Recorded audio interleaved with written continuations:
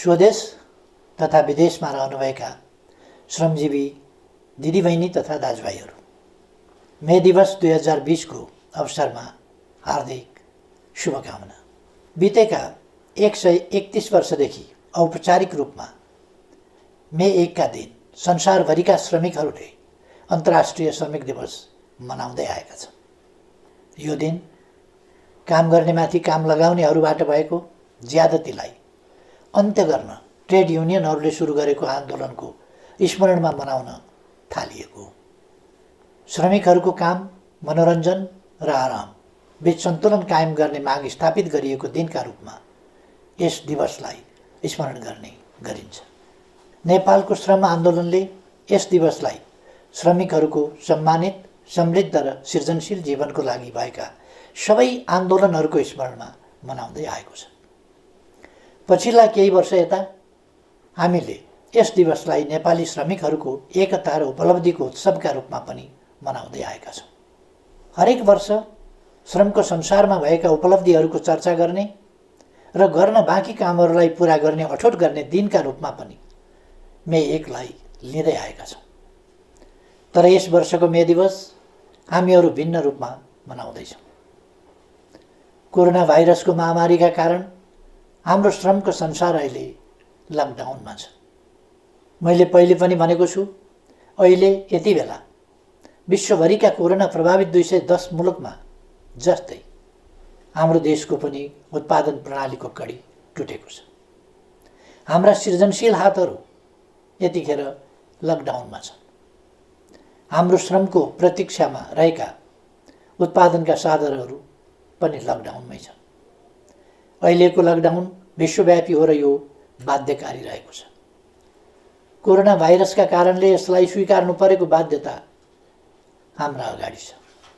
यसले निर्माण, रोजगारी र उत्पादनमा पारेको प्रतिकूल प्रभावको अवस्थाले श्रमजीवी वर्गको बुझाइ जस्तै श्रम र उत्पादनको सम्बन्ध एवं त्यसको महत्त्वलाई सबै वर्गले गम्भीरताका साथ बुझ्ने नयाँ परिस्थिति पनि निर्माण भएको छ। श्रम आधारभूत कुरा हो र जीवन प्रमुख कुरा हो। श्रम बिनाको पुँजी र प्रविधि पनि अर्थहीन हुन्छ भन्ने आजको यथार्थले स्पष्ट पारेको छ। उद्योग व्यवसाय बन्द हुँदा आम्दानी घटेका, स्वदेशमा कार्यरत सबै प्रकृतिका श्रमिकहरूका कष्टकर जीवनप्रति म अत्यन्तै दुखी छु। 1 दशकको हिंसात्मक द्वन्द्वका कारण गाउँको रोजगारी खोसिँदा सहर बजार पसेका, तर सहर बजारले रोजगारी दिन नसक्दा परदेश भासिएका लाखौँ नेपाली युवा श्रमिकहरू विभिन्न मुलुकमा कार्यरत छन्। युवाहरू विदेशिने यी र अन्य विभिन्न बाध्यकारी परिस्थिति तथा प्रवृत्ति पनि छन् र अहिले कोरोना भाइरसको महामारीका कारण न कार्यरत मुलुकमा रहन सकिने न त स्वदेश फर्किन सकिने चेपुवामा श्रमिकहरू परिरहेका छन्। यसबाट सिर्जना भएको पीडाप्रति म जानकार तथा संवेदनशील छु। यस अप्ठ्यारो घडीमा स्वदेश तथा विदेशमा रहनुभएका सम्पूर्ण श्रमजीवी नेपाली दिदीबहिनी तथा दाजुभाइहरूमा हार्दिक ऐक्यबद्धता जाहेर गर्दछु। दिदीबहिनी तथा दाजुभाइहरू, विगत 2 वर्षदेखि हाम्रो अर्थतन्त्रले तीव्र विकासको लय समातेको थियो। सरकारको संयोजनमा उद्यमी तथा श्रमिक दुवै पक्षबीच उच्च समझदारी कायम रहेको थियो। त्यही समझदारीका कारण श्रमिकको न्यूनतम पारिश्रमिक इतिहासमै उच्च अर्थात् 39% वृद्धि भएको थियो।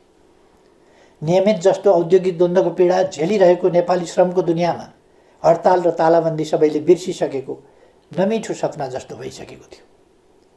हाम्रो आर्थिक वृद्धि दोहोरो अङ्कको लक्ष्य हासिल गर्नेतर्फ लम्किएको थियो। सरकारले श्रम क्षेत्रमा पहिलो वर्षको तुलनामा दोस्रो वर्ष झन्डै दोब्बर बजेट वृद्धि गरेको थियो। दक्ष जनशक्ति निर्माण, रोजगारी सृजना, सामाजिक सुरक्षा र सुरक्षित तथा सुलभ वैदेशिक रोजगारीका 4 लक्ष्यमा आधारित विभिन्न कार्यक्रमहरू श्रम, रोजगार तथा सामाजिक सुरक्षा मन्त्रालय मार्फत सञ्चालनमा आएका थिए। यी 2 वर्षको अवधिमा प्रधानमन्त्री रोजगार कार्यक्रम मार्फत 22 लाख श्रम दिन बराबरको रोजगारी सिर्जना गरिएको थियो। श्रमिकको पारिश्रमिक बैंक मार्फत भुक्तानी गर्ने र काम गर्दाको समयमा वा सेवानिवृत्त भएपछिको जीवनलाई सुरक्षित गर्न योगदानमा आधारित सामाजिक सुरक्षाको सुरुवात गरियो। 1 वर्षमा कम्तीमा 100 दिन बराबरको रोजगारी प्रत्याभूत अर्थात् ग्यारेन्टी गरियो। विभिन्न मुलुकसँग श्रम सम्झौता गर्ने र प्रविधिमा आधारित सरल श्रम सम्बन्धी सेवाहरू थालियो। बेरोजगार लक्षित सिप विकास र उद्यमशीलता प्रवर्धन कार्यक्रम सञ्चालन गरियो। उच्च शिक्षा हासिल गरेका युवाहरूको लागि शैक्षिक प्रमाणपत्र धितोमा राखेर 5% ब्याज अनुदानमा 7 लाखसम्म ऋण उपलब्ध गराउन थालिएको थियो। तर यस मे दिवसको सङ्घारमा आज हामी कोरोना महामारीका विरुद्धको युद्धमा होमिएका छौँ। तत्कालको लागि हाम्रो प्रयास यस महामारीले सिर्जना गरेको समस्या सामना गर्नेतर्फ केन्द्रित छ। यतिखेर सरकार कोरोना सङ्क्रमणको रोकथाम, पहिचान, परीक्षण र उपचारमा लागि परेको छ। यसमा कमी नआओस् भनेर नै यस महामारी विरुद्धको यस युद्धमा संलग्न सबैका लागि 25 लाख रकम बराबरको बिमा गरिएको छ। व्यक्तिगत सुरक्षा उपकरणको व्यवस्थाका साथै उनीहरूको भत्तामा 100% थप गरिएको छ। लकडाउनको अवधिको पारिश्रमिक कायम गर्न र महिला स्वास्थ्य स्वयंसेविकालाई एकमुष्ट 1500 रुपियाँ थप भत्ताको व्यवस्था गरिएको छ। सामाजिक सुरक्षा कोषमा आबद्ध सम्पूर्ण श्रमिकहरूको आयमा कमी नआओस् भनेर नै प्रत्येक श्रमिकको योगदान बराबरको रकम सरकारले नै कोषमा जम्मा गरिदिएको छ। सामाजिक सुरक्षा कोषमा योगदान गर्दा लाग्ने दोहोरो करको व्यवस्था हटाइएको छ। विद्युतको उपभोगमा सहुलियतको व्यवस्था गरी सुलभ मूल्यमा इन्डक्सन चुलोको व्यवस्था समेत गरिएको छ। दैनिक गर्ने कामबाट जीवन धानिरहेकाहरूलाई भोकै पर्न नदिन, नेपालमा कोही भोकै पर्दैन, कोही भोकले मर्दैन भन्ने सरकारको नीति अन्तर्गत स्थानीय तह, प्रदेश तथा केन्द्रीय प्रशासनको संयोजनमा राहतको व्यवस्था गरिएको छ। श्रमजीवी दाजुभाइ तथा दिदीबहिनीहरू, म ठान्दछु श्रमजीवी वर्ग भनेको दुःख गर्न सक्ने तर सुखको सपना देख्ने वर्ग हो, परिवर्तनको संवाहक हो र सबै आत्तिएको बेला ढाडस दिन सक्ने अनि आफै अघि सरेर समस्याको सामना गर्न सक्ने वर्ग श्रमजीवी वर्ग हो। कोरोना भाइरसको महामारीका विरुद्ध अग्रपङ्क्तिमा रहेर जुधिरहेका चिकित्सक, स्वास्थ्यकर्मी, सुरक्षाकर्मी र सफाई लगायतका सेवामा क्रियाशील श्रमजीवीहरू यसका उदाहरण हुन्, जसको अथक परिश्रमले कोरोना भाइरस विरुद्धको लडाइँमा विश्व स्तरमा उल्लेख गर्न लायक सफलता हाम्रो मुलुकले प्राप्त गरेको छ। हालसम्म यो महामारी समुदाय स्तरमा फैलिनबाट रोकिनु र कुनै पनि मानवीय क्षति नभएको गरिबी रेकर्ड कायम रहनु सन्तोषको विषय हो। आफैलाई जोखिममा पारी अरूको जीवन रक्षामा संलग्न उहाँहरू सबैको म उच्च प्रशंसा गर्न चाहन्छु। मलाई थाहा छ अवधिको हिसाबले यस वर्ष श्रमिकहरूको न्यूनतम पारिश्रमिक पुनरावलोकन गर्नुपर्ने वर्ष हो। तर तपाईँ हामी सबैलाई थाहा छ अहिले परिस्थितिले हामीलाई साथ दिइरहेको छैन। 8.5% आर्थिक वृद्धिको उच्च आकाङ्क्षाका साथ अघि बढेका हामीहरू 3% वा त्यसभन्दा कमको आर्थिक वृद्धिमा खुम्चिन पो पर्ने हो कि भन्ने अवस्थाले गम्भीर बनेका छौँ। मैले पहिले पनि भनिसकेको छु, हाम्रो जिडिपीको झन्डै 4% यस महामारीका कारण क्षति भइसकेको छ। विश्व स्तरमा तुलनात्मक रूपमा हेर्ने हो भने रोजगारी र अर्थतन्त्रको अहिलेको अवस्था अघिल्लो शताब्दीको महामन्दीमा जस्तै वा त्योभन्दा पनि भयावह हुने आकलन गर्न थालिएको छ। सन् 1930 को दशकमा भएको महामन्दीमा काम गर्ने उमेर समूहका कुनै औद्योगिक मुलुकमा 23% र कतिपयमा 33% बेरोजगार भएका थिए। यस महामारी पछिको पहिलो 4 महिनामा नै 20औं शताब्दीको त्यस दशकको भन्दा ज्यादा श्रमजीवीहरू बेरोजगार भइसकेका छन्। महामन्दीको त्यस समयमा सिङ्गो 1 दशकमा कुल गार्हस्थ्य उत्पादनमा जति सङ्कुचन आएको थियो, यस महामारीको पहिलो 4 महिनामा ती विकसित अर्थतन्त्रमा त्यसको झन्डै 3 गुणा बढी सङ्कुचन आएको छ। तर घरमुलीले अनिकालमा पनि परिवारलाई भोकै राख्दैन, रुखोसुखो भरण पोषणको जोगावट गर्छ र व्यवहार चलाउँछ। तपाईहरूको यस प्रधानमन्त्रीले नेतृत्व गरेको सरकारले पनि उपलब्ध स्रोत र साधनले भ्याएसम्म सुविधाको जोगावट गर्छ। कसरी? अबका हाम्रा सबै प्रयास स्वस्थ नागरिक, सिपयुक्त नागरिक, मर्यादित काम र सामाजिक सुरक्षातर्फ केन्द्रित हुनेछ।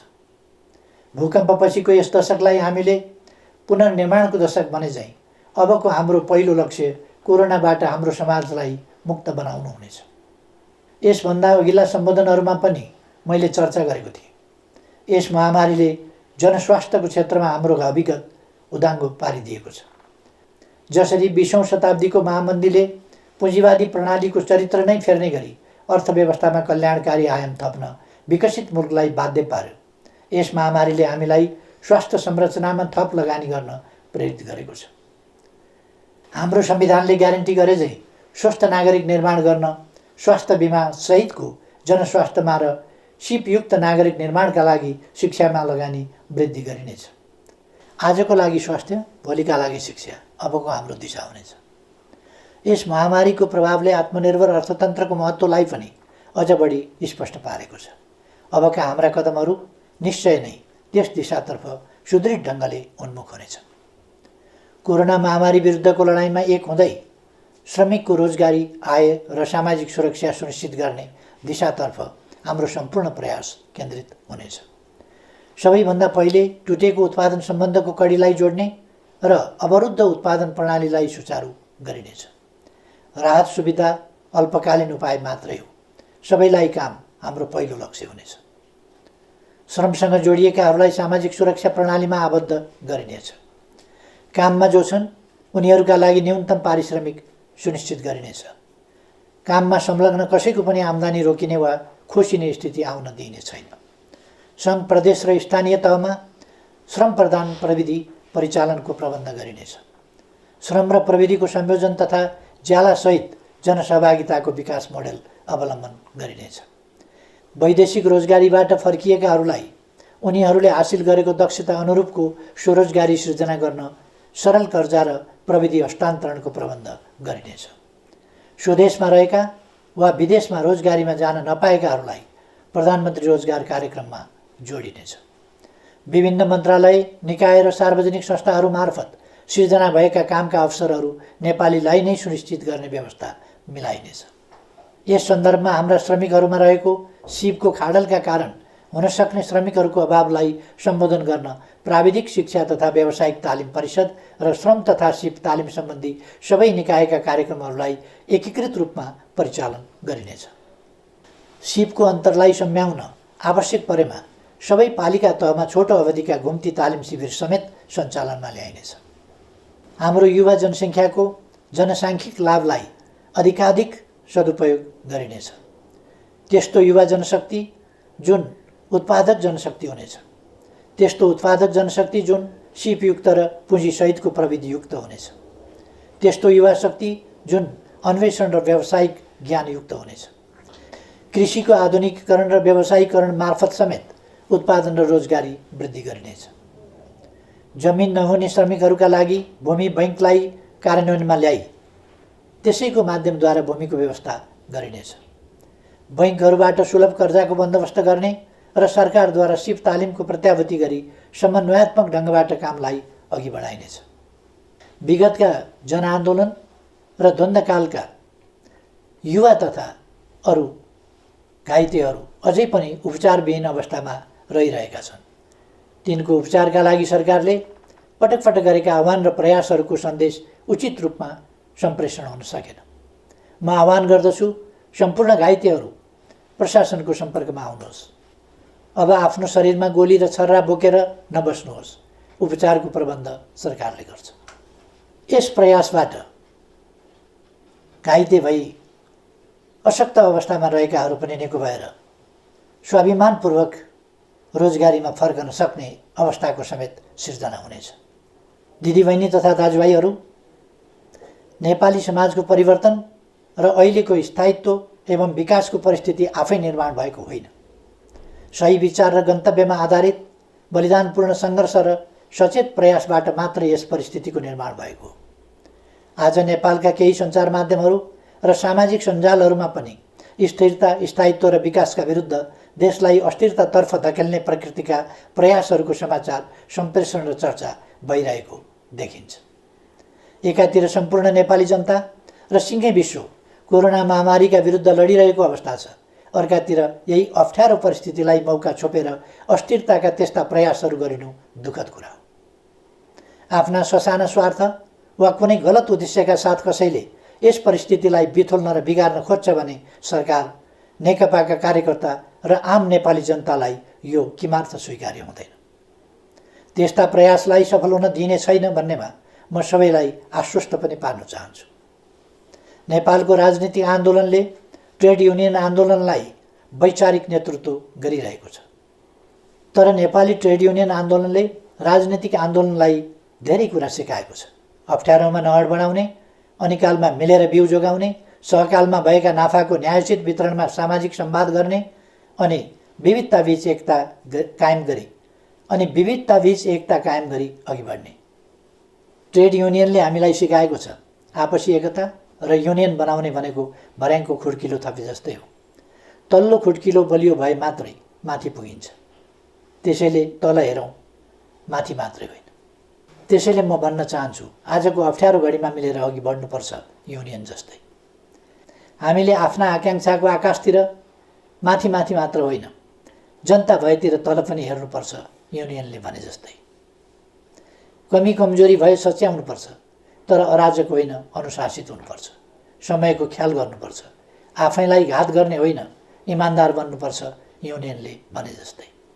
यस प्रसङ्गमा नेपालका मान्यता प्राप्त ट्रेड युनियनहरूले निर्माण गरेको उनीहरूको साझा संस्था जेटियुसीलाई म स्मरण गर्न चाहन्छु र यसको छाताभित्र समेटिएका सबै ट्रेड युनियनहरू, तिनमा आबद्ध श्रमिकहरू र सम्पूर्ण श्रमजीवी जनसमुदायहरूलाई यस वर्षको मे दिवसको अवसरमा म हार्दिक शुभकामना व्यक्त गर्दछु।